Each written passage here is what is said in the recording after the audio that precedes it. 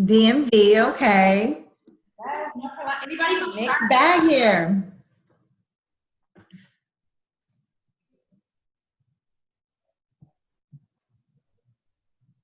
Miami. Yes. Houston, North Carolina. Maryland.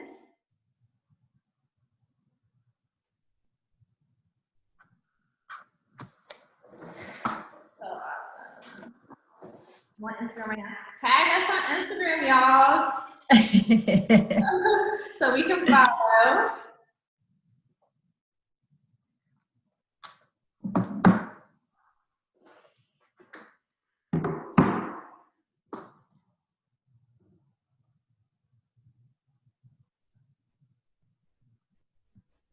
We'll give it like 3 more minutes.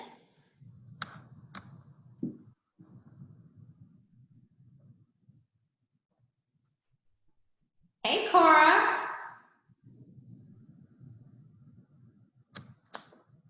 I really need my glasses. Like, it's getting blurry.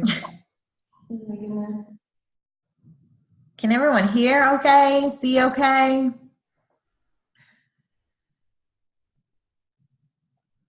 Say yes.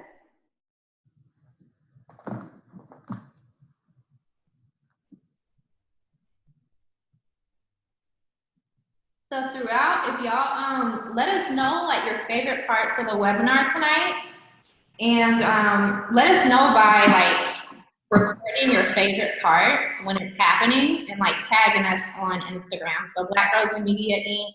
and Hannah Reese. I'll type it in the comments. It's just Hannah Reese, right? Your Instagram? Hannah S. Reese. Don't forget my S.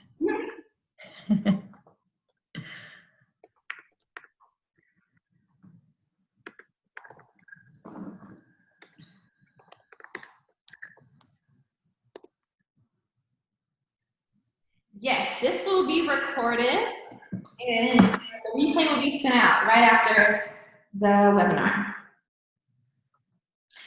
Okay, say hey to Instagram, y'all.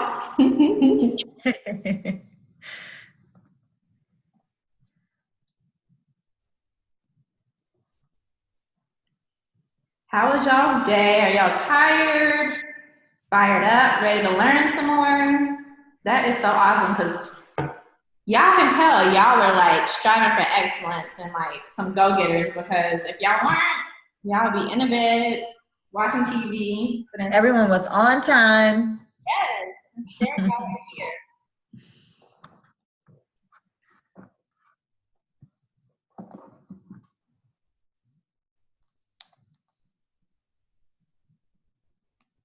Okay.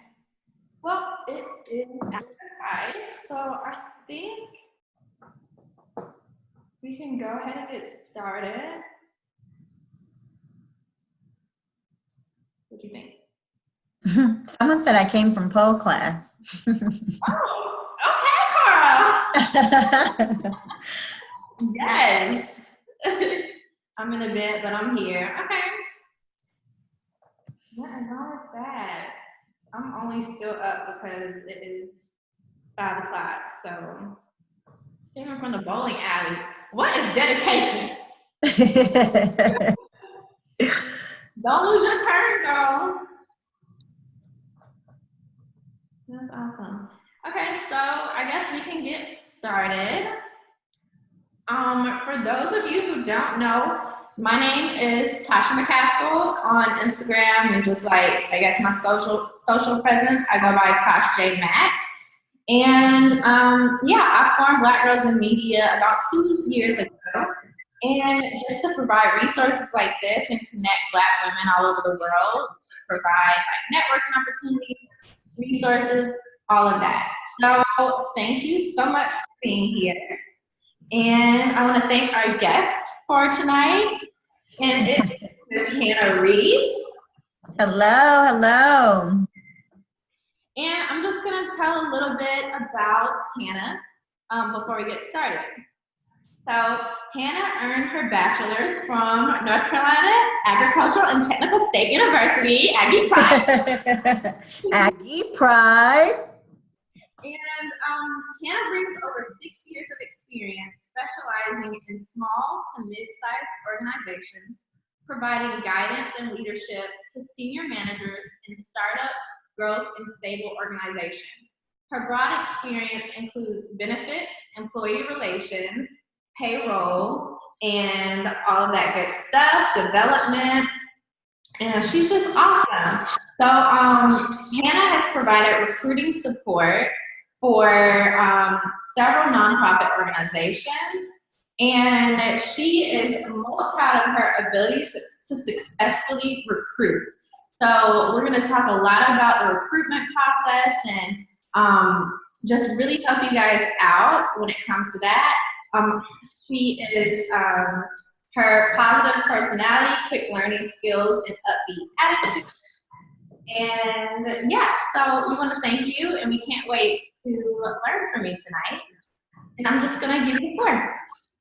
Perfect. Well, again, thank you so much for having me, Tasha. I really appreciate the opportunity to have this platform. Tasha and I have talked about building resources for youth and Black girls, minorities in the community for so long. And in my arena as HR, here's my platform. I'm all HR, resume, interviewing, benefits, how to develop, train, how to know when to get out of a career that is not benefiting you. Those are the things that I'm passionate about. So today I really want to focus on the first impression with your resume and really show you how that helps in the recruitment process, how making the right effort with your resume allows you to get further in the recruitment process. So like Tasha said, I am very heavily based in recruitment, but I also have things that's in other areas. I am now currently an HR manager at a debt collection agency. Yes, a debt collection agency. But I deal a lot with customer service agents. Prior to that, I did work with renewable energy, so a solar company. So it was a different recruitment process, but the same type of background and the same things that we're looking for when we're looking at just a basic resume. A little bit about my presenting style. I am very relaxed, relatable. I like to learn, but I like to enjoy things when I'm learning. So as you can see, or you will see throughout this webinar, I want you guys to interact with me. If you have questions, there will be breaks in between the webinar so you can ask your questions, but just make sure you're being honest, open, and we can have some engagement throughout the webinar. So let's get started. So the first thing that I want to do is just kind of get a gauge of the audience and see why you are here. So Tasha will post a poll that we're just going to start off saying, what's your current job status? And I would allow maybe 30 seconds or so for everyone to go in and take the poll so that we can get some results back from that, and then we'll start in the actual webinar material.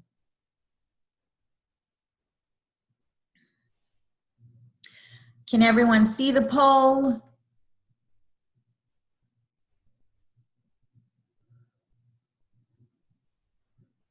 Yeah, everyone's voting. It's looking a little balanced. Okay. So we'll give about maybe 30 more seconds for the poll.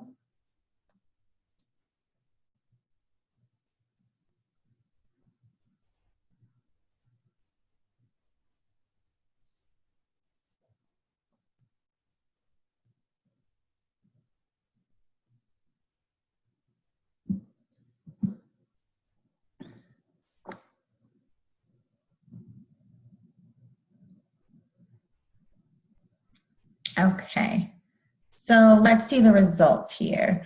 So we have about 64% that says they're looking for a job. 46% saying they're having difficulty receiving callbacks. So this webinar will most definitely help the audience. You will learn tricks and things to look into your resume so that once you leave the webinar, you should be able to make some improvements to your resume. And so anyone that's having difficulties having callbacks, this will heighten your chance for those callbacks. And anyone looking for a job, this is the first step when looking for a job, making sure you have a great resume as that first impression. So we're going to go ahead and just get rid of that poll, and I'm going to share my screen with everyone so we can go into the actual material here.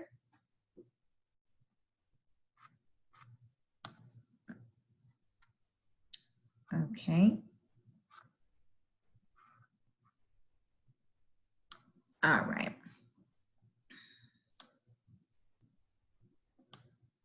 Okay. So the outline here that we'll go over first the components of a resume. Second, we'll go over the 3 main resume formats. Third, we will go over keywords, how to optimize applying online. Fourth, we will go over your social media connections, how to sell yourself twice, cover letters, and then finally networking groups.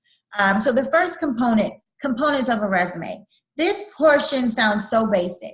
We're in 2019 and it feels like, okay, I should know the components of a resume. However, you'll be surprised at how many resumes I actually look at that do not have all these listed components. And so, you know what I do when I see a resume that doesn't have the basic components? Trash, delete, skip. And so the goal of this whole webinar is to increase your chances to not have your resume deleted or skipped. Okay, so the first thing you want to go through is contact information, making sure you have that information. Your professional summary, education, work experience, skills, volunteer experience, and references. So the first thing is contact information. Your name should stand out on your resume. There should be a resume, and my eyes should exactly lock in on your name. That should not be something that, as an HR professional, a recruiter, or hiring manager, we have to search your resume for your name. Your name should stand out. The placement of your name, address, phone number, and email address can vary on your resume. I've seen resumes where that information is directly at the top in the center. I've seen resumes where it's on the side in the left. So just make sure that the placement of your contact information is still very readily available for that recruiter or hiring manager to view. Next thing is you want to list one phone number. Make sure it is a reliable number. How many times have you missed opportunities for you switched phone numbers, or you switched carriers so you couldn't take that phone number with you? Make sure that the listed phone number on your resume is a valid phone number and it's the most reliable phone number. Now, if I've reached out to a candidate, that means I've reviewed their resume. I think that they fit the qualifications that I'm looking for, so I'm going to initiate contact by giving them a phone call. First, I want to make sure that that's a reliable number. But if I'm not able to reach that candidate, I want to look for a professional sounding voice message. If your voice message is just really relaxed, hey, you hit your girl, sorry I couldn't pick up, that's very unprofessional. You want to make sure that you are sending a clear message that you're professional, you're articulate, you have a good speaking voice. That's another opportunity to sell yourself. So a very generic message would be, you've reached Hannah Reese, sorry I'm not able to take your call, please leave a detailed message and I'll get back to you. Very short, but it does the job. So now I've made contact with you and I can hear you and I'm saying I'm still interested in this candidate. Next thing you want to do is make sure you're having a professional email address. Again, this is something that should be common, but you'll be surprised at how many email addresses are still from high school, from 2002, where it's Hot Girl 97. Make sure your email address is very professional, first and last name. If you have a generic name, you want to make sure that it's still something that could be very professional. If you want to add a couple of numbers at the end, that's fine as well. The next bullet point we have here is I suggest only city and state to be included for your address. So when you're applying for jobs, you may be utilizing different job boards like Indeed, you may use LinkedIn, you may use Monster. If all of those job platforms have your address, that's not really safe. So you want to make sure that on your resume you still have city and state. That way a recruiter knows if they're looking for candidates that's in a particular region. You know, I have Mooresville, North Carolina on my resume, so I would qualify if that's what they're looking for. So make sure that those things are in contact information, and that's the first thing that your recruiter is going to look for is how can I get in contact with this candidate if they're qualified for the next step. The next thing you want to pay close attention to is your professional summary. So a professional summary highlights the job seeker's skills and the proven ways in which they've used those skills to achieve results. Specifically, summary statements use work history to show the hiring manager why the job seeker is the best fit for the position. This summary statement should be tailored to the job in question via the job description. So when you're going online and you're seeing the job postings, it's very important that you're paying attention to the job description and what the employer wants out of that position. That's the way that you optimize your resume. So an example here, it says an experienced multimedia journalist with a background in investigative reporting, expert in interviewing, reporting, fact-checking, and working on a deadline, excel at systematic storytelling, sourcing images, sound bites, and video from multimedia publication. I work well with photographers, videographers when not shooting my own stories and love to collaborate on a large and in-depth features. This professional summary is so well-rounded. It gives you what my skills are, which are just from some of the things that in this summary statement is reporting, fact-checking, interviewing. Those are skills that I possess. And then it also enables the recruiter to understand that I work well with others. So not only am I an individual worker, I can also be a part of a team and be able to collaborate with others. That is such a well-rounded professional summary that once I read that, I want to know more about this candidate. That candidate has just enticed me to their resume so that now I'm going to go further, give this candidate more of my time than I would other candidates that either do not have a professional statement or do not have all of that information in that professional statement. Next thing you want to include, of course, is education. You want to make sure that your most recent degree or current study is first, and then you want to list expected date of graduation if you are still in that degree.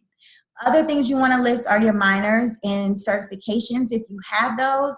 And of course, you want to make sure that you're spelling out your university. So instead of just doing the acronym or the abbreviation, it's some people that may not know your institution. So you want to make sure that if it's something that they want to research, or maybe they want to make sure that your college is for specialties or technical school, they can research that by the name on your resume. And then you want to make sure that you're not including your high school. When you're in college or higher learning, that's what you should be including on your resume. High school, yes, important, but if you're in college, I know that you have a diploma, so I don't need to see that on your resume. The only thing that I would suggest, if you aren't in a higher learning education or institution, your high school diploma, yes, it's necessary for your resume, but that is more important for you to make sure that your skills and your work experience is very highlighted and on point if you do not have higher education on your resume. So let's go into work experience. So your work experience, you want to make sure that you have your current or most recent job experience first. That's just making sure that when I'm, as a recruiter or a hiring manager, when I view your resume, I should know what you're currently doing. And that is the first thing that I'm going to look for. If your resume is not in any type of order, it's just all over the place, it makes me feel, or makes the recruiter feel, that you're also all over the place. You're unorganized in your thoughts or the ability to do a position. So make sure that your current or most recent job is the first job that appears on your resume. Very next bullet, not all jobs need to be listed. Why? So prior to the webinar, we had a question from Crystal. I can't remember your name, so I'm sorry about that. But you had a very good question, and the question was, she had a job that she's been at for 3 months. Should she put that on her resume? So there's a couple of answers that I can give for that. One being, you need to make sure that the jobs on your resume, you have productive outcomes with those jobs, especially if they are very short in length. So a 3-month job, unless it is a contract job where that was designed to only be a 3-month job, you want to make sure that it's not a job that you just quit without notice, or you didn't really have any, valuable experience from that. If you had valuable experience and you also have a very good relationship with the job, yes, most definitely put that on your resume. But the last thing that you want to appear as is a job hopper. So if you have a lot of positions on your resume that are very short in length, that is a red flag for a recruiter. Our job as an HR professional is to protect the employees and protect the company. We are not protecting the company if we are allowing employees to come into an organization that are not credible employees that will not stay. That costs money, that is a lot of turnover, that's a lot of continuous training that our staff is having to do. So we definitely want to make sure that when we are looking for candidates, that is something that we look at is your history with jobs. How long are you staying? That also shows commitment. If you have a really bad problem with jumping from job to job to job, where does your commitment lie? Is that your true passion, especially in media? If you're going to be in media and you're only going to be at a job for 2 months, what have you contributed to that organization for you to be able to say, this is what I can show for it? That is a very risky move for any employer if you're not going to be a long-standing employee or give us something in return. So you want to list job title first. So as my resume, I would have human resource manager, and then I would include my employer's name and city. Use your bullet points and paragraphs to detail job duties. Each descriptive phrase should begin with an action verb. So let's talk a little bit about action verbs. So when I'm saying action verbs, those are things that when I, as a recruiter, will look at your resume, I'm enticed by what you have done for that organization. So really common action verbs that will entice a recruiter or a hiring manager is implemented. I implemented a program, a new technology, a new process, a new procedure. I fostered a community outreach program. I fostered a youth program. Those type of action verbs. I led a initiative that saved the company $10,000 or a savings of $10,000. Or you forge, you improve. Those are action words that when you're reading something, it makes you want to read further. It makes you want to figure out what more or what can this candidate do for my organization. You should never lead bullet points with I or she or we. Those are just uncommon words that does not entice me to your resume. If you're using bullet format, no more than 5 bullet items per job. You're wanting to make sure that your resume stays within a certain limit. You want to make sure, if at all possible, that you're working with a 1-page resume.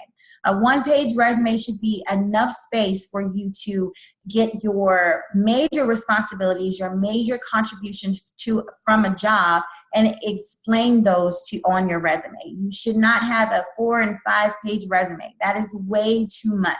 A recruiter is not going to give you that much time. Understand that when you are applying for jobs, you are one out of maybe hundreds of candidates for that job. And so a recruiter's job is to find the best candidate out of that bunch. So if you have so much going on with your resume, or you're not including the right things, the chances of you being a part of that pool of, I want to move to the next step with a candidate, is very limited. So make sure that these things that you're taking into consideration, I'm not going to read a 5-page paper, sis. Not going to happen, okay?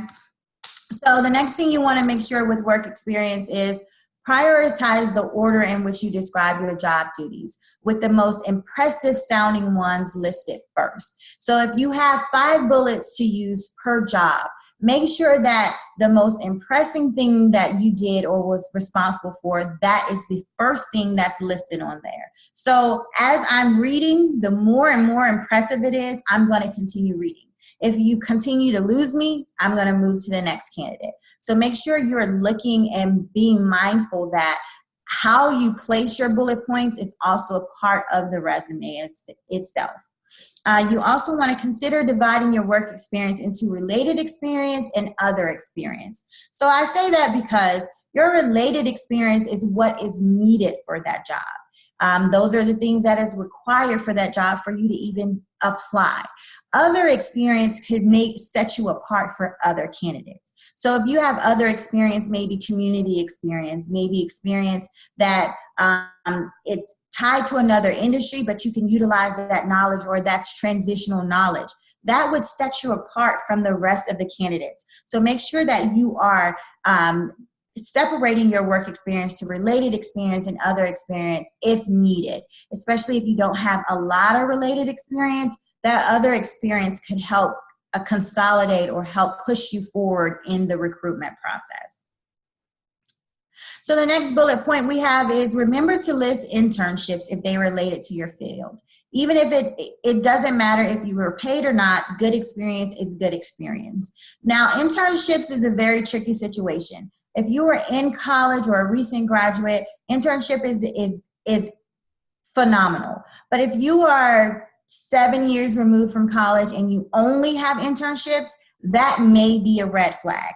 Internships are to bridge the gap between employment. It's to get your feet wet. It's to learn or build that experience or build on that experience. So if you're only working with internships, it appears that maybe you haven't found the field that you're really wanting to be in, or maybe when you go into the internships, you're not really getting the experience, or you don't have what it takes to actually have a job in that industry. So you're wanting to make sure that you list your internships, but make sure don't rely on the internships as actual experience. Work experience and internships, while they are very related, especially in college field, as you're removed from college so many years, really rely on true work experience to sell your resume.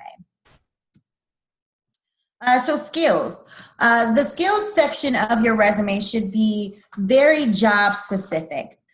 So skills that are job specific would be things that if you needed a certification, if you needed to know a particular software, if you needed to be Six Sigma or any of that that's related to your job, that is what needs to be under your skills. Transferable skills like communication skills, those are things that almost every position needs. So that's not going to really set you apart from any other candidate.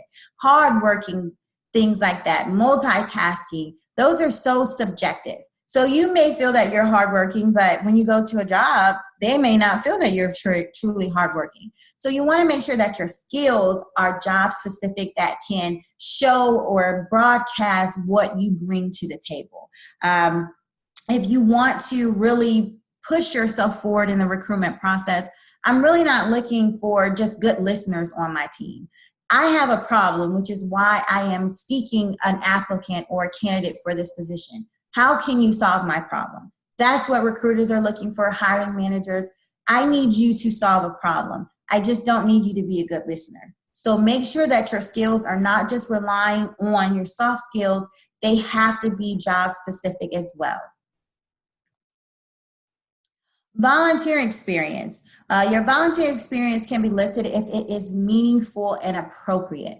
That is the key words, meaningful and appropriate. If you have volunteer experience to showcase anything other than how it helps this position, it's not going to be very meaningful.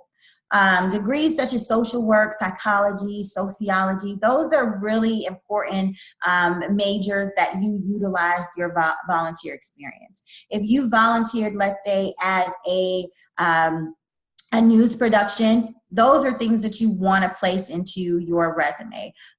More things about volunteer experience is more utilized in the interview process.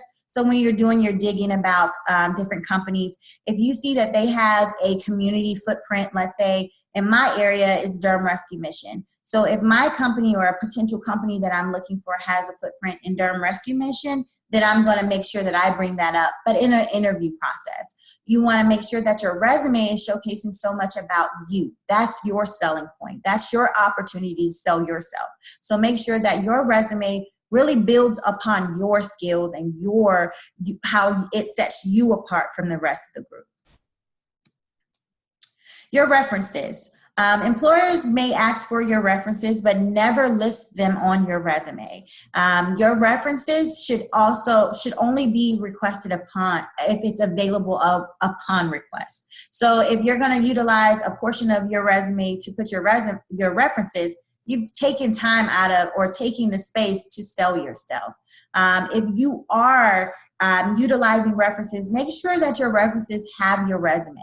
It's the saddest thing when I call a reference and they have no clue about the candidate or their work experience. So make sure that you're keeping your references up to date with when you change your work experience, when you've added something new. So when they're giving some detailed information about you, it attempts to help you in the process and not hurt you in the process. So I know that was quite a lot of information in maybe 10, 15 minutes, I don't know. But I want to take a break and answer any questions that we've had so far. I'm going to just see if we have any questions. So we have a question. What do you do when jobs ask for a specific address on the application? And should that include an apartment number? So an application and the resume are two different things. So if you've received the application, that is something that it should not be broadcast to a wide variety of employers. So when I'm saying your resume is something that you attach to, or like Indeed, for instance. You can attach a resume to your Indeed profile where you just shoot your resume off to any employer. But once you've reached the application stage, you should feel comfortable at least to give that information to the employer. That is something that should be protected. It's protected information. So if it is an application, most definitely feel comfortable giving that information.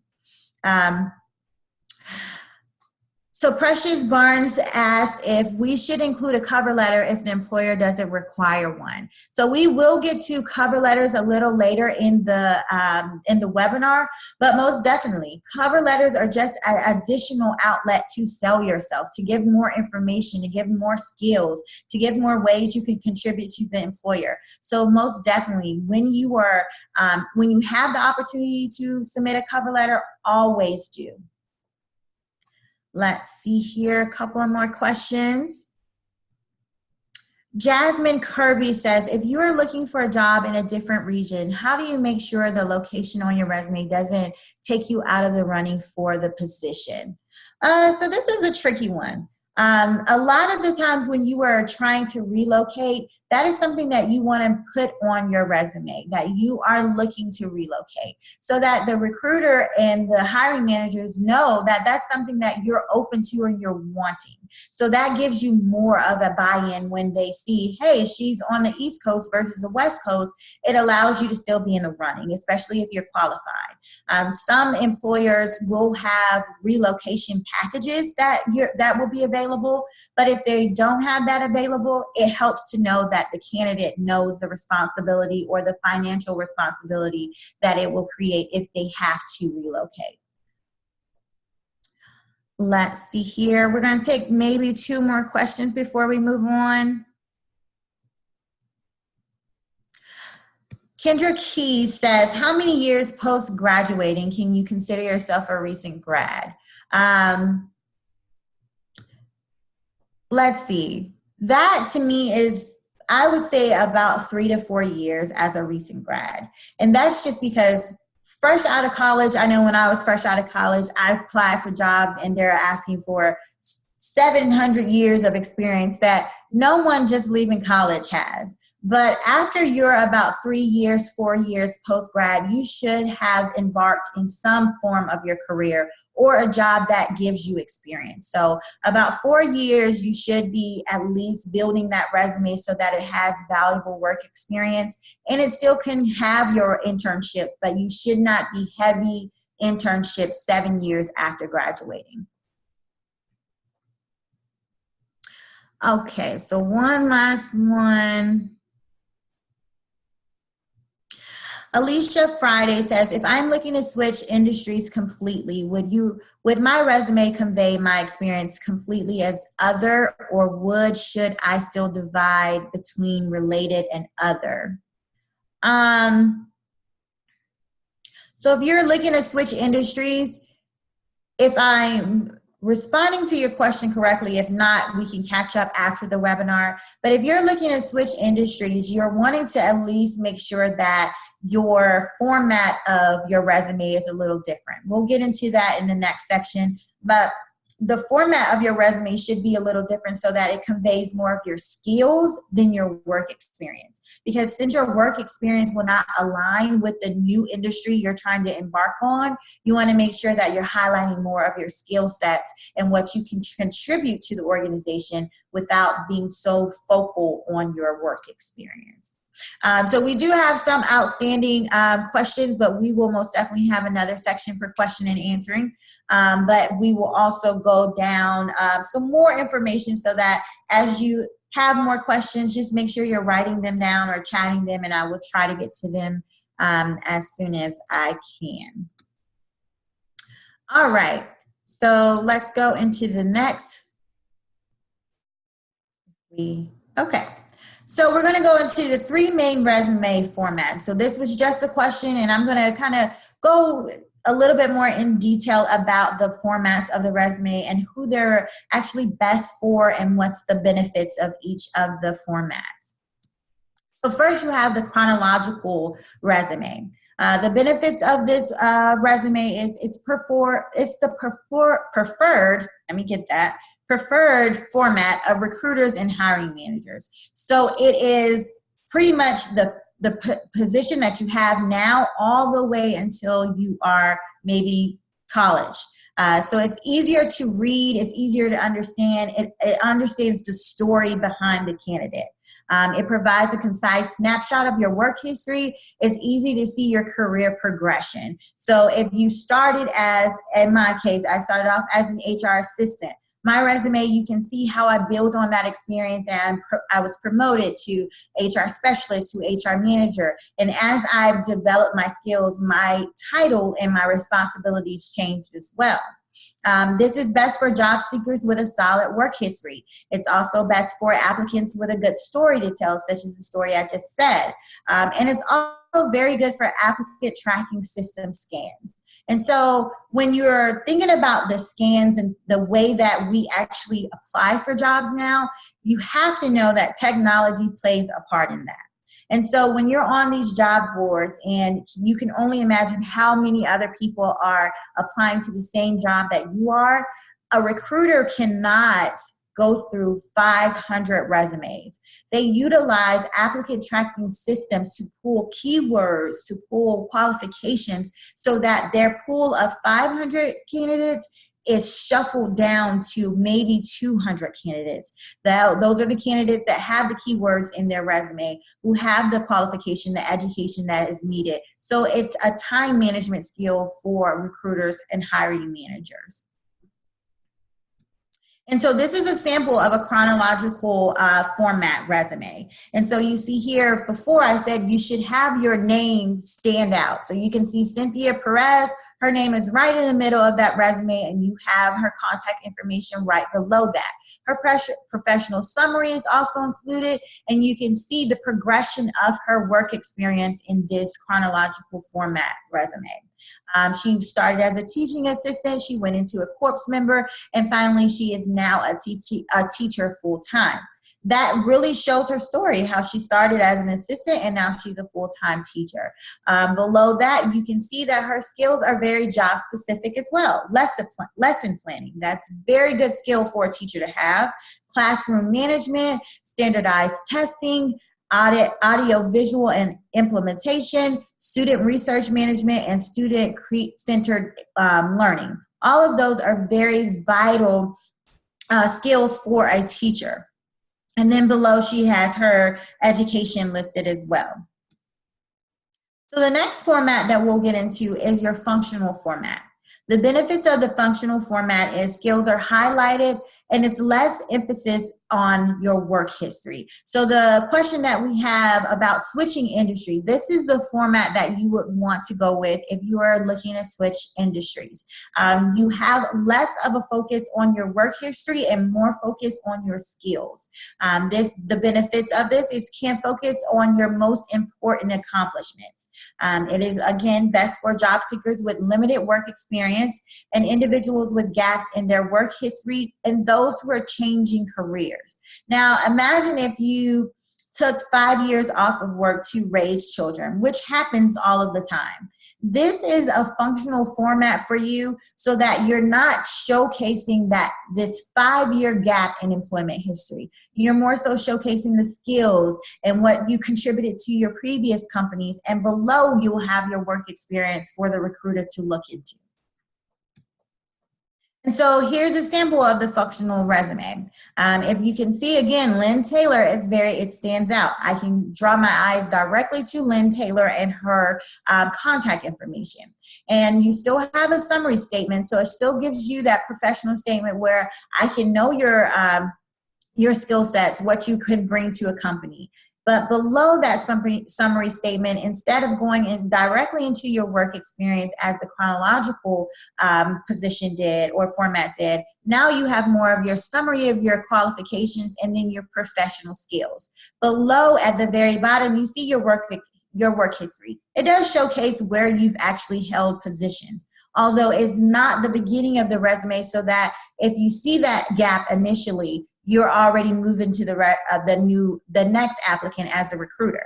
Now I'm hooked to your resume because I've seen all of the great qualifications and skills that you're able to bring instead of just the gaps of employment or the very little experience that you have in the working field. So this is, again, very important if you are switching industries, if you have a small amount of work experience, or you don't have the same progression in your work experience or the story that you should tell or be able to tell with a chronological format. The last format is a combination or hybrid resume format. The benefits of this is your skills and work experience share the spotlight. It's less emphasis on your work experience and provides recruiters and hiring managers the same benefits of your chronological format.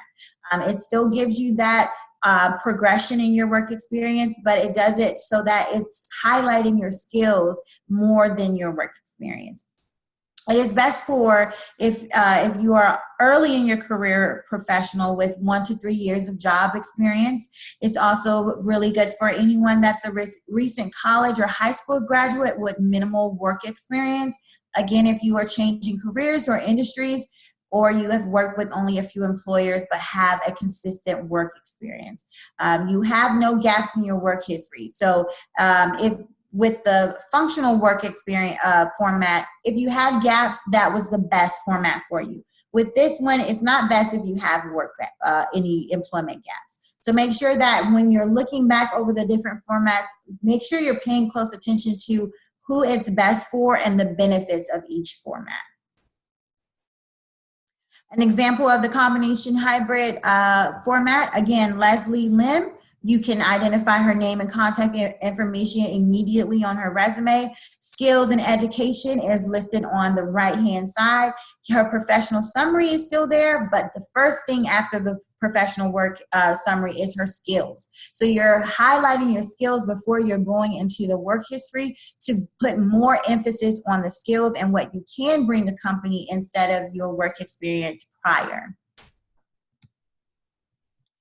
So we're going to stop for a brief Q&A. Any questions about the formats of your resume or which is best? So I'll give a couple of minutes for you to put those in your chat. So Jessica Rayner, I'm sorry if I mispronounce any names. The question is, when they ask for a preferred salary, what should be listed? I don't want to list something too high that I don't get a call back, but I also don't want to be too low that I cheat myself. So what I actually prefer to do with this situation is there's so many internet outlets that you can utilize to actually go and see what the position that you're applying to in your area makes. That's the best way to really gauge what you should put as a salary. For one, I'm going to take into consideration as the recruiter or hiring manager, your education, your experience, and what you will bring to the position.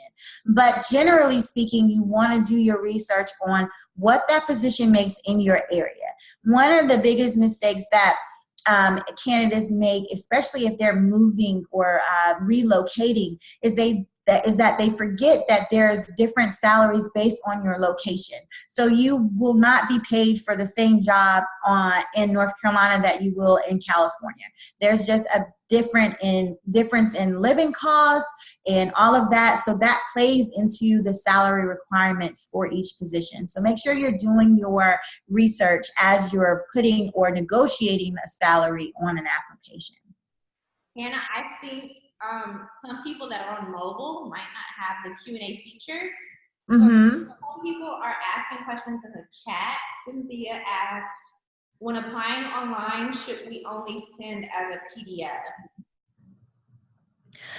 When applying online, you should be able to send as, I would say, Word document and PDF. Nowadays, employers should have the capabilities of looking and scanning all formats of a resume. So it shouldn't really matter unless they require a particular type of resume. And most of the time they will show that what is available. If it's a doc, if it's a PDF format, they will require that it's in one of those formats.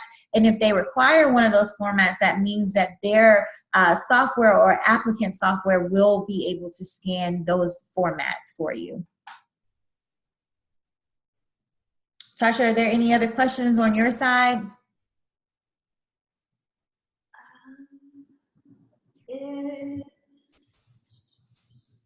Can you give us an example? Well, I said we'll be showing examples soon. So did that answer your question? She asked, can you give us an example of how dividing work-related experience and other experience? And that was in those examples, right?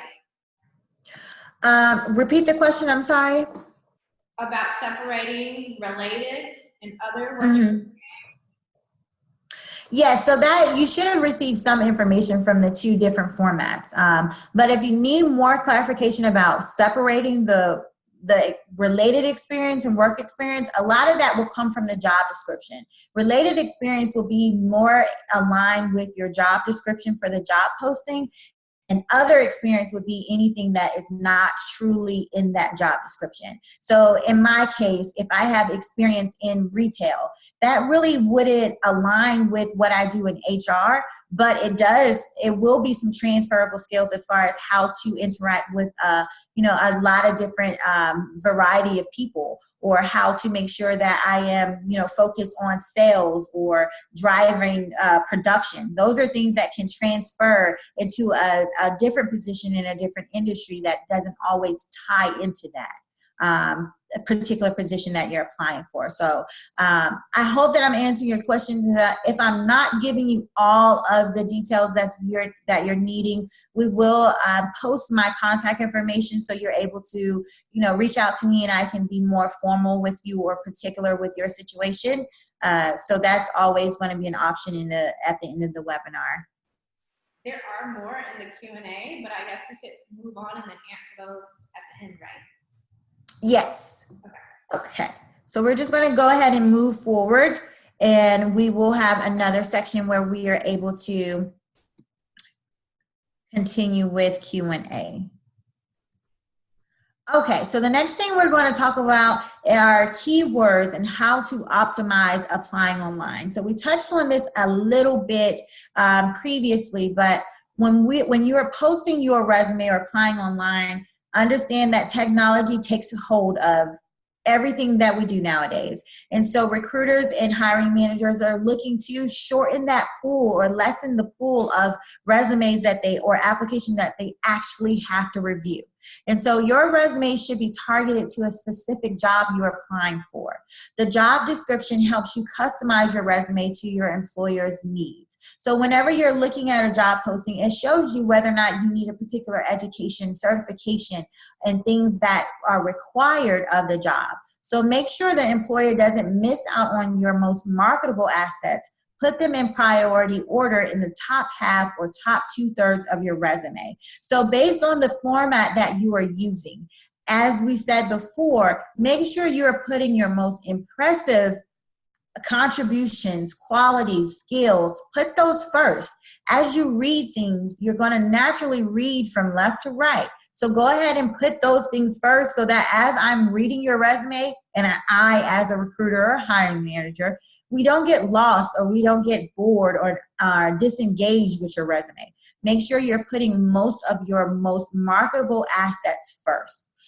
You want to incorporate words into your resume that are listed in the job description of the position you're applying for.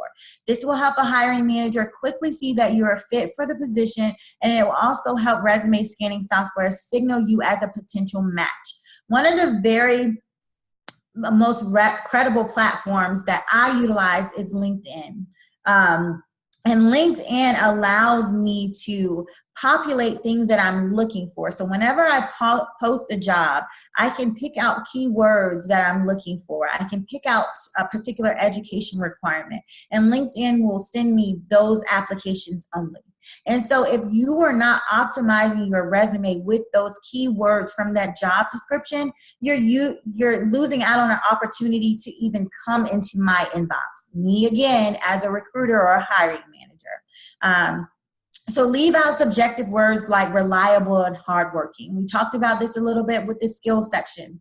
A potential employer is not going to bring you in for an interview because you say you're reliable. They're going to bring you in because they think you can solve a problem for them. So when you are only utilizing soft skills or subjective words for skills or in your resume, you're lessening your chance to be pulled for a different pool of candidates. So using optimizing words, let's say if you're applying for a position that says they want someone that can implement, that they can provide job cost analysis, all of those words need to be somewhere in your resume so that scanning technology can pull you as a viable candidate. So here we have a scannable resume and keywords example. So on your right, you should see a job posting from Indeed that is a social media representative. And so if you scan through that job posting, you'll see a lot of keywords that should be correlated or aligned with your resume.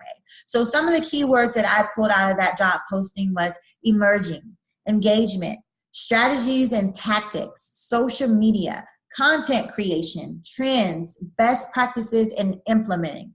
Those are keywords that I would set based on that job description. So just imagine if all of your resume is just this beautiful thing, it has all these soft skills, things that you've done in the past, but none of those keywords. You're not being pulled by that scanning technology that says, this is a potential match for this employer or this position. So do yourself a favor. Do not just press send or attach your resume every time you are applying for a job. Really look at that job description and what they're looking for in a candidate and making changes to your resume based off each position that you're applying for. That's how you create more momentum for yourself to receive these callbacks after you're applying for positions.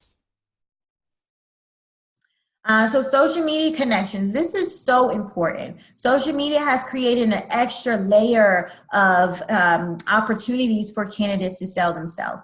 So in the past, you were able to do a lot more selling when you went into a brick and mortar. So you were able to go to an employer with your resume and say, hey, I would like to have a position here. And you're able to communicate sometimes right on the spot and give yourself more of a chance to be sold in that position.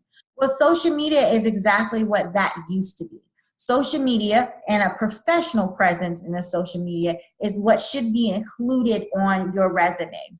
So if you have a LinkedIn, Everyone should have a LinkedIn. LinkedIn is a way for you to build connections, network, and also to showcase your contributions to your current employer, what you can bring to future employers. It's just a massive way to sell yourself. So add your professional website or social media accounts to your resume. LinkedIn is a perfect tool for this. Recruiters and hiring managers often check your professional social media accounts for more information or more insight to your professional experience and or abilities. This is especially important for any industry that you can showcase your work.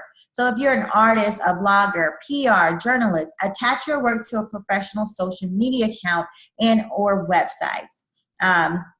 So we just posted a poll. Are you using LinkedIn as a source to showcase your work experience? Please answer this. So this is important. I always, whenever I'm speaking to any candidates and they don't have a LinkedIn profile, I always want to know why. LinkedIn is a free website that you're able to utilize, and it's an opportunity that you give a recruiting manager or a hiring manager that much more exposure to you. Same thing if you're a journalist or you're a blogger.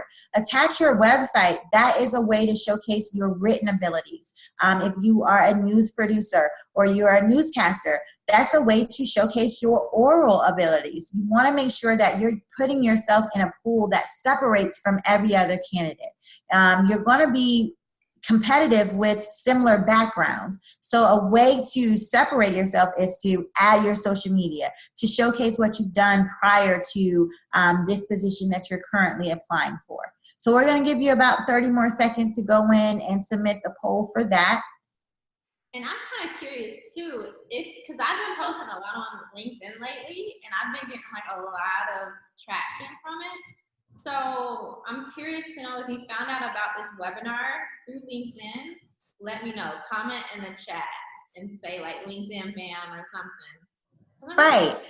And LinkedIn is also a way for you, like Tasha said, to advertise what you're doing outside of just your normal 8 to 5 or 9 to 5 or whatever you're doing. It's just extra exposure to anything that you're doing that is professionally related. And then it's very good for networking. It's very good for finding jobs. A lot of credible employers utilize LinkedIn to find very credible and potential candidates for new positions. Okay. So, Tasha, are we able to get the results back from the LinkedIn poll?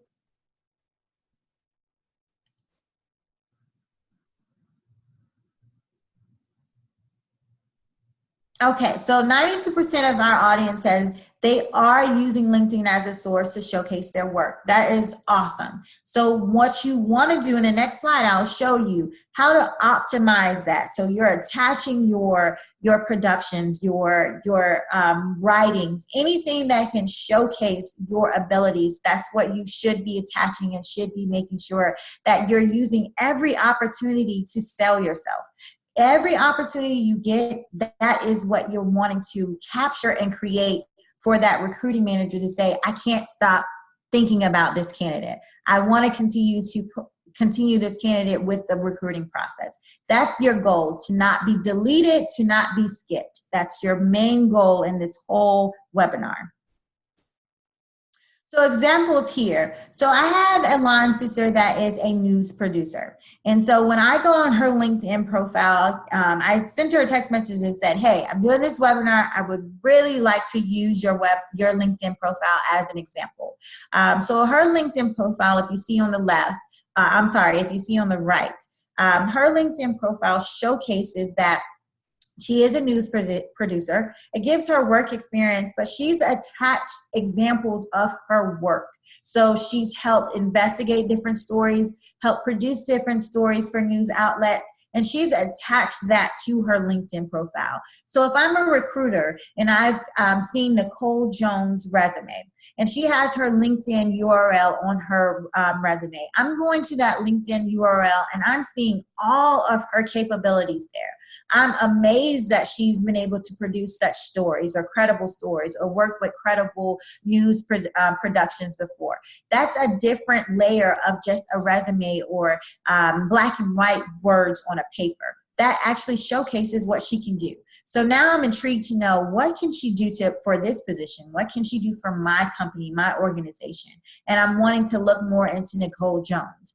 Outside of her LinkedIn profile, she also has a professional Twitter account where she keeps her community and her network and her following up to date with news posting, news updates, news alerts that's in her community. She lives in Charlotte. So what's going on in Charlotte? And how better to explain or showcase your abilities and your passion for news, where to have a free, again, social media presence that your network and your following can connect to. So she's listed exactly 2 different platforms that I'm able as a recruiter to go in and say, Nicole Jones is definitely someone I want to look into. So we had a conversation or a question about cover letters a couple of Q&As ago. So the cover letter is for an additional opportunity to sell yourself. There's not a requirement for a cover letter at every application, but if you're able to attach a cover letter, most definitely attach the cover letter. Recruiters and hiring managers, they're looking for the cover letters to give them more insight to what you're able to do. And this is a time to showcase not just what you have on your resume, but the cover letter must be tailored to the company and the job opening for which you're applying to. So this is a way for you to make sure that you can tie in some of the company objectives. So if you're able to go on the company's website and maybe see their mission, what they believe in, what they're striving for, what their initiatives are, filling that into your cover letter showcases that you're also on the same page that they are. You believe in the same mission, you believe in the same initiative, that you feel that you can contribute or be an asset to that. That's something that we're looking for, that initiative that sets you apart from the rest of the pool of candidates that we have. So if you're like me, if it doesn't ask for a cover letter, I'm not going to do one. Because I'm like, thank goodness. Raise your hand if you like that too. So is that bad for us? Well, it's not good for you. If I'm going to be honest, it's not good for you. It doesn't, penalize you in any way, especially if it's not a requirement. But just imagine if you didn't attach a cover letter, but your counterpart did.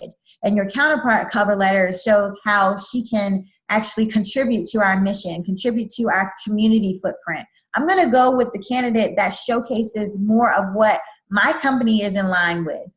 That's more of an enticing candidate to me, because not only do I see what she's been able to do in the past, I kind of understand what she's wanting and potentially could do with my company. So if you're able to attach a cover letter, attach a cover letter. Don't be like Tasha. You can have cover letters that are for particular positions where you're just kind of plug and play. So instead of just having to redo a cover letter every time, you're going to that company's website, you're looking at different things, and then you're plugging those new things into a cover letter.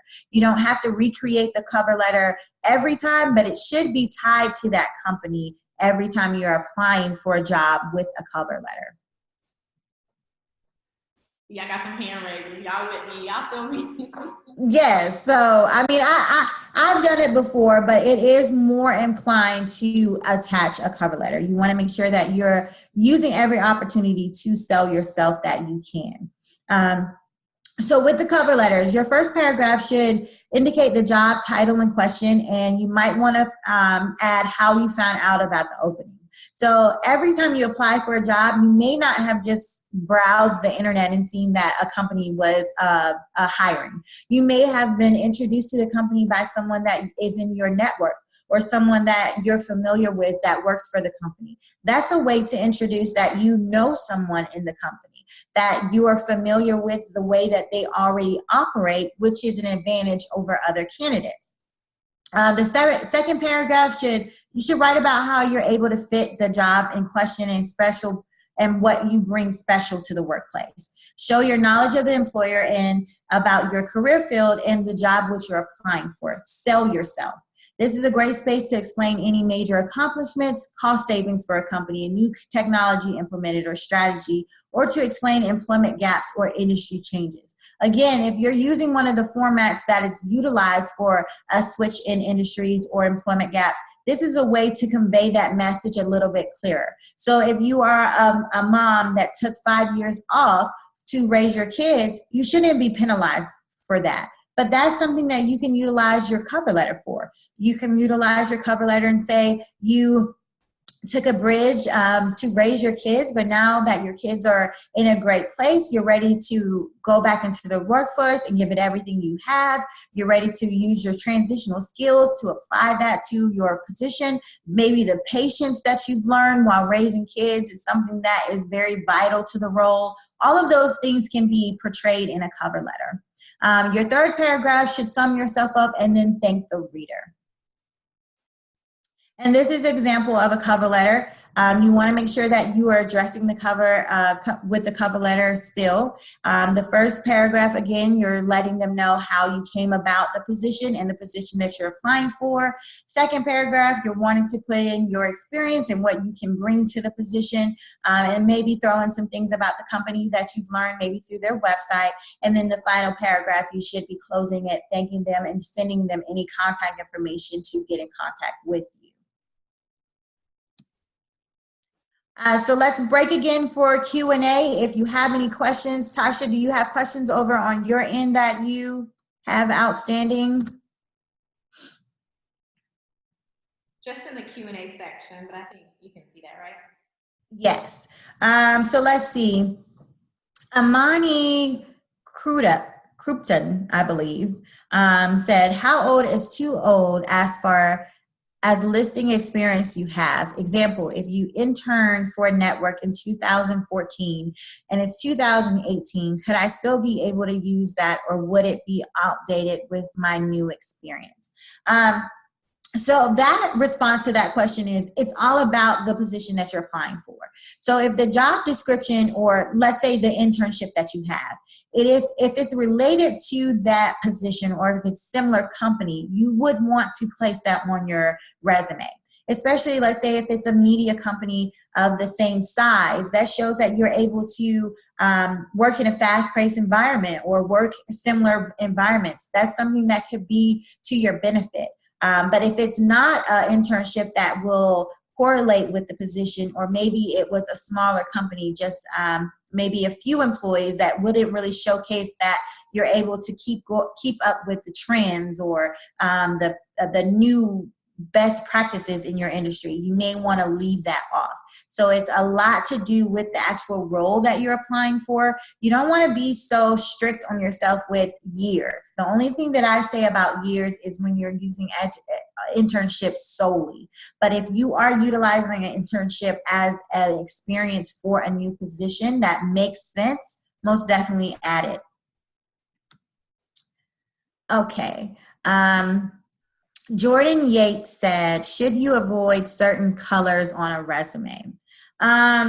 Traditional answer, yes. I think very neutral colors are appropriate for a resume. You shouldn't really want to go with hot pinks and greens and things like that. It should be neutral. The only thing that I will say about utilizing colors is if you are promoting or pitching for your brand. If that is a part of an established brand, most definitely continue with your brand colors, because that is how you want to be known. When someone sees a certain font or a certain logo or a certain color, you want that to be tied in with your brand. But if it's just for a regular employee or a regular person, you want to make sure that you're just using neutral colors. Who do we address the cover letter to? The cover letter should be to hiring manager. So dear hiring manager. So that may be a recruiter in one department or one company, and a hiring manager or the director in another. But whoever is looking at your resume, that is the hiring manager, or the appropriate person to send to the hiring manager.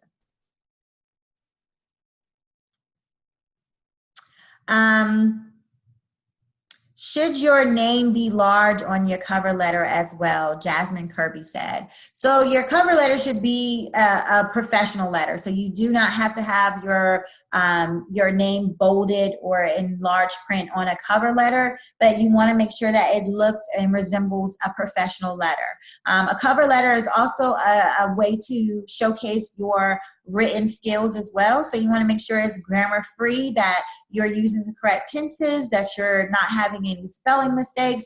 All of that is a showcase. So if you're going to use the cover letter as a way to showcase or sell yourself even further, you want to make sure that it's foul proof. So should be close to perfect when you're submitting a cover letter. Let's see. How about adding your picture? So we did have a question prior to the webinar. I think Crystal added this question as well. It was the question of, should you add a headshot to your resume? A traditional answer for that is no. Unless you're in an industry such as modeling or acting, you should steer away from adding a headshot. From an HR perspective, that is very weird territory for us. So we are supposed to be an equal opportunity employee, and sometimes that can come with unconscious bias when you have a headshot on a resume. So it's more of a HR perspective than a candidate perspective, but I would steer away from having headshots on your resume. Now, things you want to consider. Now, if you have your LinkedIn attached to your resume, that's an outlet so that we could go to your LinkedIn and see what you look like or any of that. But also, if you're doing networking events where you have your resume, you may want to have a networking resume where you do have a headshot there, so that when you're networking with someone, they can remember what you're looking like, or they can tie the resume to the person. So that's an outlet that you can use. You can have a regular resume that you apply online for applications, and then a networking resume where you can actually pass out to individuals. Or if you have business cards that have your picture, you can attach that to your resume as well and utilize that. I hope that answered that question. So let's see, we can take one more question, make sure we're still good on time. When Reese says, when writing your task that you've completed in a job experience, what are some tips that you have when writing effective bullet points to summarize your work? The first tip would be, make sure that the most outstanding bullet point comes first. Make sure you're prioritizing the bullet point so that they continue to draw the recruiter's attention each bullet part, but with the most outstanding bullet part first. Getting a little tongue-tied here. But how do you write those bullet points? Again, utilize the job description that you have available to you. Make sure it's aligning with the position that you are trying to accomplish. So if you worked in an industry where it was really good for you to implement new programs, make sure that you have some implementation bullet points. Make sure you have some bullet points that reference your ability to work with a team, because if you are implementing new things, you're having to work with maybe different leaders or departments to utilize those skills to implement different softwares, processes, or whatever you're able to implement. Those are the ways you kind of concise your bullet points to make it not only work with your work experience, but also align with the new job description that you're trying to qualify for. All right, let's see. Jordan Yig said, how long should a cover letter be? No more than 1 page. So you should just be able to get about 3 paragraphs, if at the most about 4, in your cover letter, to make sure that you're at least giving a lot of information, but not too lengthy that it feels like schoolwork. Okay, so just make sure that it is a 1-page paper that utilizes your contributions, some information about the new job that you're applying to or the company, and then closing it out with some contact information for you. All right, so we're going to take a break from the Q&A and jump back into the last section of the webinar. So the last section of the webinar are alliance groups. So if you are on a board, volunteer experience, sorority or fraternity, this is a really good networking tool for you. So I am in a sorority, I am in AKA, so I will put that on my resume. And so that is a networking tool if there's someone or the recruiting manager or hiring manager also happens to be in a sorority or fraternity. That's a way to network as well. The recruiting or hiring manager may be at a similar board or also in a sorority, but that doesn't always mean that they're going to pick you because you're in the same sorority or on the same board. But it does allow them to see you for something outside of your professional experience. So whenever you're enrolled or you join a sorority or fraternity or a board of directors, there is a mission, there's a objective behind that. And so when you put those alliance groups on your resume, if someone knows the objective or knows a similar board or sorority, that kind of gives them a different perspective of you. So a lot of sororities are based on education. So maybe if you're applying for a training manager and you're also involved in a sorority that's based on education, that gives you more insight to be more of an effective training manager. All of those things are tools that you want to utilize because it's another opportunity to sell yourself. Again, a resume is your first impression with recruiters and hiring managers. So you want to make sure that every gem that you can throw at them, you're throwing at them. And so alliance groups happens to be a gem that, you know, is very particular with just saying you're a part of something or you're involved in something, but it may mean more to that recruiting manager or that hiring manager. Okay, so the last Q&A that we have, if you want to submit some more questions, Tasha, if you have any questions on your end, I can go ahead and do that. Let's see. I think we have answered some of those.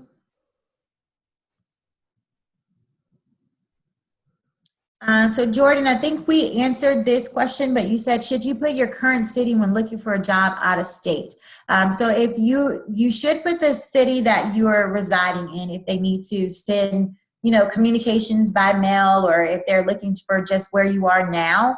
But if you are looking to move, make sure that that's somewhere on your application that you're looking to relocate. Because that is always something that a recruiter is wanting to know, that you understand the financial responsibilities that you will have if you're selected to relocate to a new city for that position. Leah Dorsey says, when applying to a job in another state, should you include both your current cities? Oh, okay, we answered that one, I believe.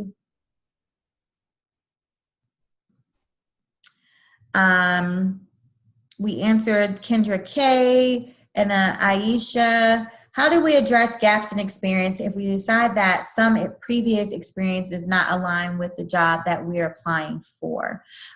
So if you have actual experience in a position, you want to still list that job. So don't just take that job completely off. Just try to cater those bullet points as closely as possible to that position. Or you may be looking at maybe changing the format of your resume to maybe a functional format so that you're listing more of your skills and your contributions than your work experience. So that was more of the formatting section, so that when you are looking to do things that it's outside of the norm, meaning your true progression in your career, you want to make sure that you're looking at the functional format so that when you're applying for jobs, your resume lists skills and contributions rather than focusing on those employment gaps or the inexperience that you have in the field. Did you see the question Kendra asked? Can a reference be someone you currently work for? Absolutely. So if you have references that are at your current position, that would be amazing. That's someone that maybe your manager, your supervisor, and it also shows that you have great relationships at your current job. So a lot of the times you may believe that people move jobs because they're not happy, they don't like their coworkers or things like that. But having credible and reliable references at your current place of employment is actually a really good benefit that you'll have when recruiting managers or hiring managers are reaching out to your references. That shows that you're able to build credible relationships with employees and coworkers and supervisors or managers. Leah Dorsey says, where should you place looking to relocate on the resume? Should it be right after your current state? Yes, I would place it in a contact information. If you are looking to relocate, that should be similar, that should be close to your city and state so that recruiters and hiring managers know that you are looking to move to a new area and you, again, understand the financial responsibilities that moving to a new area can create. And if someone asked if a job or an internship didn't really end well, should they still list it? You should, if it's going to create an employment gap for you, list it, but be ready to explain that if you're going to the next step. So if it's something that is gross misconduct on your part, you want to be able to explain it in a way that is still professional. So if it's going to create a gap in your work experience, most definitely still put it and try to list those bullet points as precise to the job description as possible. But just know that if you do extend to the next portion or process in recruitment, you may be asked to explain that departure or the reason for separation for that company. And did you ask L'Oreal's about? So the last question we have, L'Oreal Barnes says, I haven't had a media job since college. I've been making opportunities for myself by starting my own media production company, live interviews, podcasting, TV shows, etc. A lot of times employers are wary when they see it on my resume. How can I make my real work seems real on my resume? I would say make sure you're creating the bullet points for your position. Make sure you're creating them as closely to the job description as possible. I keep saying that, but it's so important. If you are feeling that you're not receiving the callbacks, maybe it's because what you're broadcasting with your entrepreneurship is not in line with that role. And so there is a difference between entrepreneurship and working for actual organization. With entrepreneurship, you're kind of free to mold your position the way you want it to, or mold your initiatives and your mission the way you want it to. When you're working for an organization, you're now following their mission, their initiatives. So that is a difference when recruiters are looking at that entrepreneurship, that if it's not aligning with what the job description says or what we're needing out of the position, we are a little weary to just allow someone who has that entrepreneurship mindset into maybe a concise or confined role.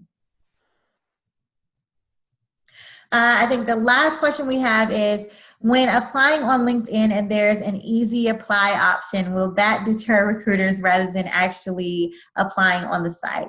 No.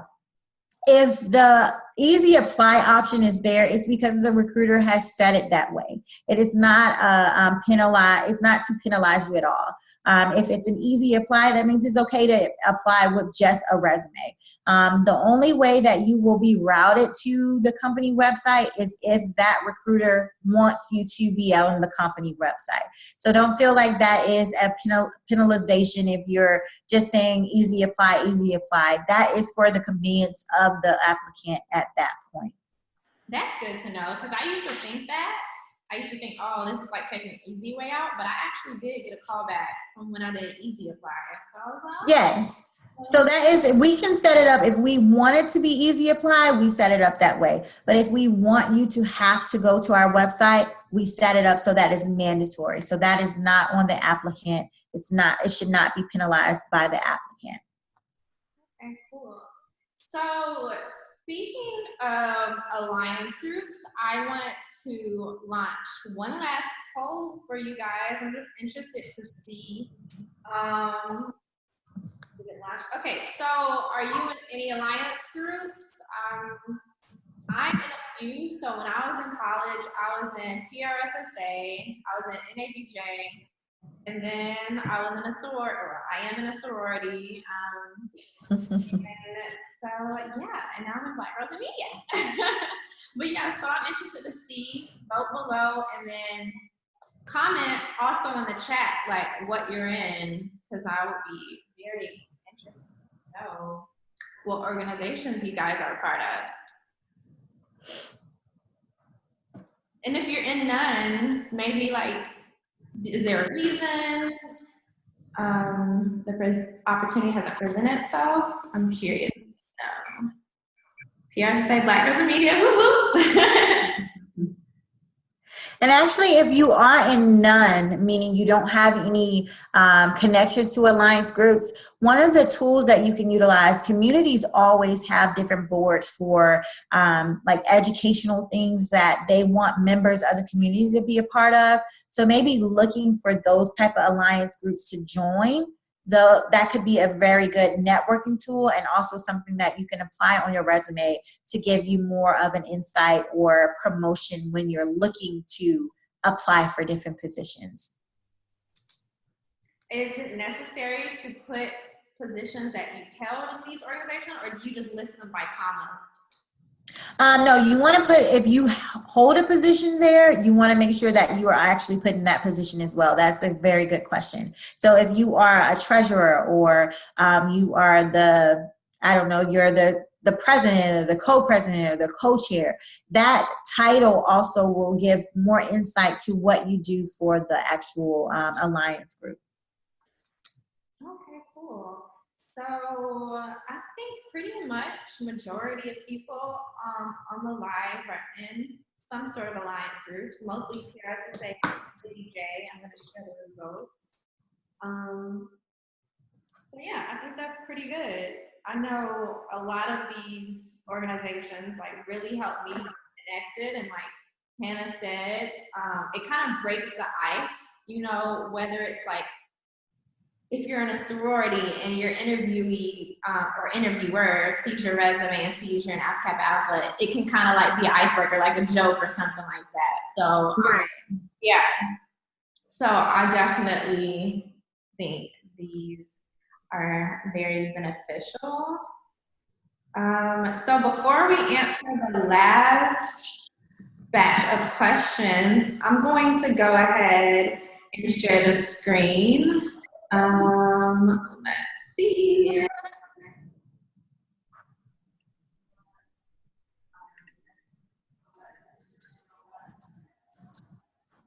Okay, cool. So I just want to take a second to speak on Black Girls in Media, which is definitely an alliance group that has helped me more than anything.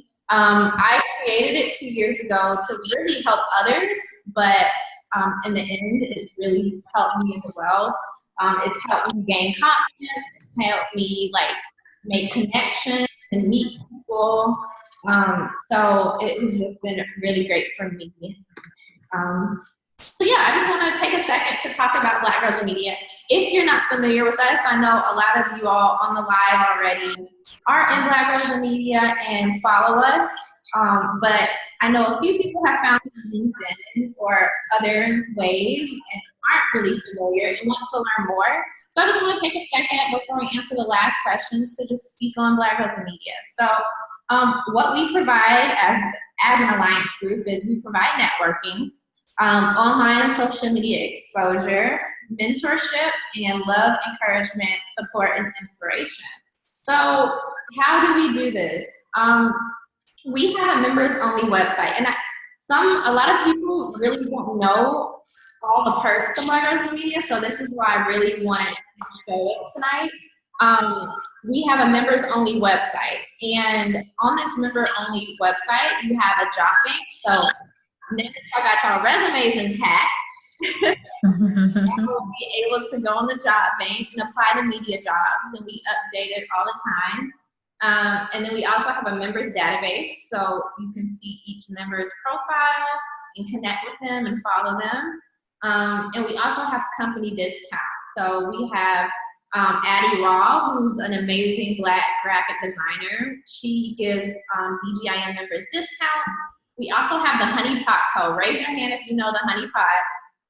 And oh my gosh, that company is amazing. She's a Black woman, and she creates very eco-friendly, natural, feminine products. So if you don't know about Honey Pot, check them out. They're dope. But yeah, so that's one of our discount partners. So I'm very excited about that. And we have many more. We provide mentorship. So for example, we connect you. If you want to mentor as a member, we connect you with your best fit, and we get someone to mentor you. We have ambassadors who are willing to mentor our members. I want to make sure I said that right. So yeah, events. I know some of you guys have been to some of our events before, and we are about to kick out some events soon, better than ever. So as a member, you get discount or free entry depending on which event it is. And then so the last one, our group chat. And the group chat is a crowd favorite because when I tell y'all, the group chat is like the golden key to like everything you want to have as somebody in media. I'll just show you because I think that is just one of our like gems. Social media promo. We always post our members, just highlight them. And you know, as a member, whenever you're having an event or a project you're working on, we always promote it. Let us know, and we do our best by giving you that exposure by being a part of our community. We also have exclusive social media groups. So we have a closed Facebook and a closed LinkedIn group, and that we communicate in. This is aside from our separate group chat. And members get discount or free merchandise and other firsthand opportunities and content. So for example, I have been in the media industry for about 5 years, and I've made quite a bit of contacts. I get opportunities to my phone daily, like, hey, I need someone to cover this red carpet event. Hey, I need so-and-so. And as a BGIM member, I send that opportunity to you all first. So I think it's just something that's just like incomparable to be a part of, because I'm always just willing to give. And that is why we've grown so much. So these are just some screenshots of like testimonials from members. So, it says like, thank you so much for creating such an amazing platform. We even, aside from media, we got plugs on after parties. Hey, somebody has a connection with Yo Gotti, Rick Ross playing. In the chat. And that's a picture of one of our tote bags. So I mean, the proof is in the pudding. I think it's just something great to be a part of. Events. These are some photos from our past events. The top left is from our most recent event here in LA about 2 months ago. But we're doing another tour soon, so members will definitely get discounted entry to those. And so I wanted to present this to you guys because I thought, what better way to announce our new platform? So we reached 1,000 max on group on our group chat, and so now we're moving to a whole new platform. But only official members will get access to this new platform along with our new perks. So all the perks that I just mentioned have been new and improved. And I just, wanted to announce these new things with you guys today. So, and this webinar will be first of many. So, this webinar was free for everybody, of course, and we're going to do more free content like this. But also, members will be allowed to get replays and also some exclusive webinars that the public won't even get. Webinars and interviews that, will be. So I'm very excited, and right now, everybody, even when I send out this replay, you guys can send this replay to your friends and let them know of this day too, because I'll run it for about a week. So it's normally $99 a year, but right now for a week, I'm going to $60 a year, and I've listened to you guys and made improvements, and I hope you guys enjoy it. But I just wanted to announce that. And I think we have a few more questions, but these are our social media platforms. If you don't already follow. And this is how you can contact me, Tasha. And this is Hannah's version. I put her phone number on blast, but if you could just yes. Emails, and if you have to use phone, text. Yeah. So just email her. And yeah, so I think we have a few. I think we have a few questions. Yes. You can answer that, Hannah. And then if you have any questions regarding BGIM or anything, feel free to put in the Q&A or the chat, or message me separately.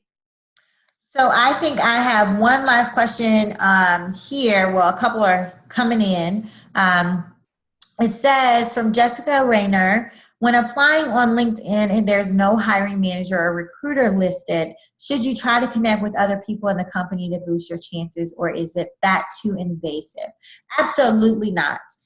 So it is a little invasive if you connect with the recruiter and the hiring manager, but if you are connecting with the members of the organization or employees of the organization, they may be able to give you some insight. And so you should also go on LinkedIn and follow the actual job that you're looking for, the company that you're looking for, because that also plays into what recruiters look for as well. Did you do any background on the company? Did you do any research on the company? So that is a very good question, Jessica. And most importantly, make sure that you're at least attempting to show that you're doing something when you're applying for jobs. So very good question. An anonymous attendee said, would there be an option to download these slides? Tasha? Yes, I will send out the replay as well as a downloadable PDF to everyone that you guys can just share and have access to, because I know I'm going to look back and take some more notes. Yes. And I put all of our social media. Oh, thanks for answering, Arnie. I put all of our social media in the chat. So feel free to connect with us on LinkedIn, all platforms. Also, you guys, shameless plug, y'all can tag us right now. We'll pose. Wait, I'm a little oily, but. So, yeah, and let us know, your favorite takeaway from today. And this yeah, this will really help us for future webinars. And you can let us know what else you want us to touch on, maybe like interview tips. Most definitely. For next time. So yeah, just let us know. Well, thank you guys. I really enjoyed tonight. And hopefully you're able to leave with at least something to improve your resume, and just be, hopeful and encouraged that this is the first step of the recruitment process. So once you get your resume down packed and you're receiving those callbacks, now you have to learn to optimize the interview process. So that will be something that I'm sure Tasha will start cultivating soon for you guys. But if you have any additional questions or particular situations that you want to reach out to me for, please utilize my email and I will most definitely give you a response back. Yes. And what is your email again? I'm going to type it in It's the comments. HANREESE91@gmail.com.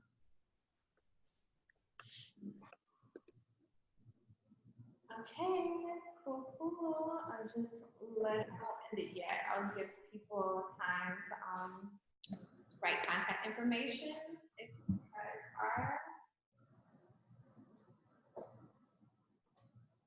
Yeah, I hope you guys have a great night. Oh, I'm glad you guys thought it was helpful. Let us know your favorite part. And Hannah's located in, Raleigh, basically, right? Mooresville. It's a credible city.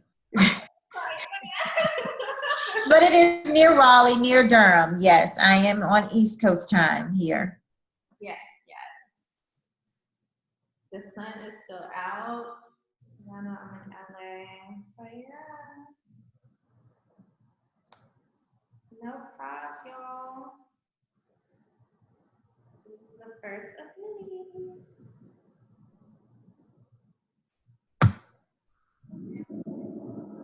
Well, I think that is it. Thank you again, Hannah. I just got a text message from Kirby. She said I did such a great job. No, it was awesome. I will take it. Well, thank you guys so much. Yes, you go, girl. Alrighty. Thank you so much for attending. I will see you guys later. All right, have a good night.